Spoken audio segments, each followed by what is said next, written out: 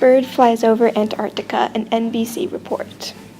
Part publicity stunt, part scientific milestone, Richard Bird's trip to Antarctica has profoundly affected America. Largely considered the greatest living explorer of all his time, American Richard Byrd is a U.S. naval officer, pioneer aviator, and the first person to fly over the South Pole. He discovered his love of exploring Arctic landscapes when during World War I he flew over Greenland as a member of the Navy. After the war, he built up his name and experience by flying over the North Pole and completing a daring transatlantic flight. After those two monumental expeditions, Byrd looked next to the South Pole, located at the bottom of the Earth in Antarctica. His desire to explore such a dangerous region stemmed from both his calling to blaze new trails and to fulfill his dreams of being famous for grand accomplishments, a drive that has made him known to some as an egotistical showman. Because he was already a famous American hero, after being the first to fly over the North Pole, Byrd had no trouble finding funding for his Antarctic mission. Wealthy donors and investors gave him plenty of money for his mission, trusting that he would make this one as successful as his others. For example, John D. Rockefeller Jr., Edsel Ford, helped contribute to the journey that's total cost was a whopping sum of about $400,000. Byrd's trip is by far the best equipped expedition to the pole.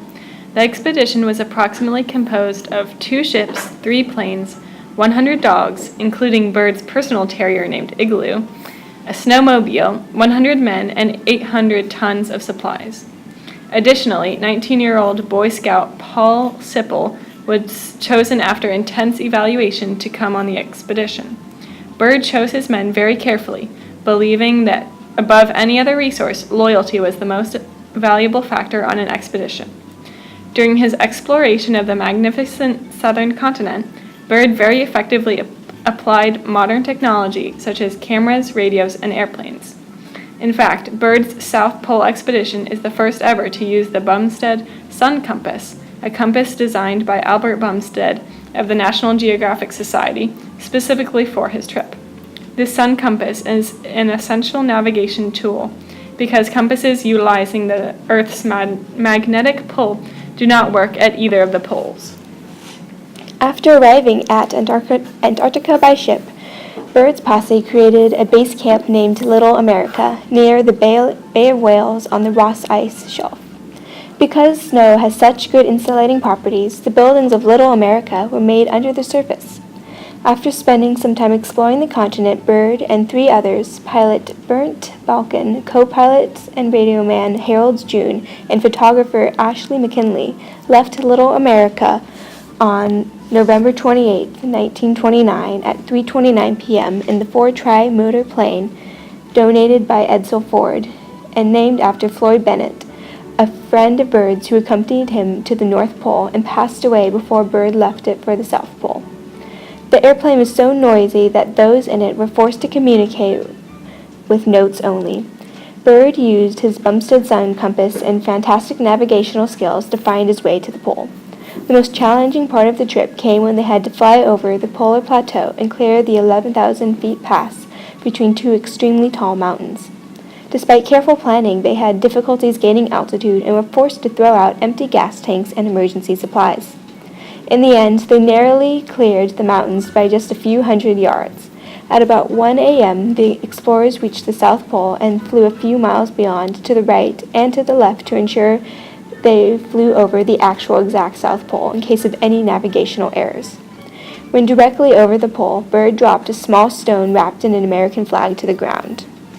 The expeditions continued after the flyover, with more people joining to research more about the fascinating Arctic land. Upon returning, Byrd has become even more of the famous American hero the nation needs outside of the war. Byrd was promoted to Rear Admiral and, at 41, is the youngest ever to receive this honor in America. He is commonly known throughout the nation as the Admiral of the Antarctic. He also received an Expeditionary Medal when he was invited to the White House by Hoover with his team. Byrd's expedition is highly significant because it made Byrd the first person to fly over the South Pole, although others had previously traveled there by other means. His team explored and documented many scientific discoveries they found on the icy land. When asked why anybody should care about the South Pole, Bird responds that, quote, "It's by far the most valuable, important place left in the world for science." He calls Antarctica an untouched reservoir of natural resources that God had set aside as man's future, claiming that there is enough coal to supply the whole world for quite a while, along with plenty of other minerals, oil, and uranium. Additionally, Bird believes the Antarctic will become increasingly more important militarily. One of Bird's visions for the South Pole is to transform it into a sort of freezer. He theorizes that in good years we can freeze and store food, specifically bread, there, and when lean years hit, we can retrieve the still fresh food. This idea demonstrates Bird's creative, innovative powers. Apart from Antarctica's practical benefits, Bird loves the South Pole for just what it is naturally, calling it the most peaceful place in the world. We couldn't agree more.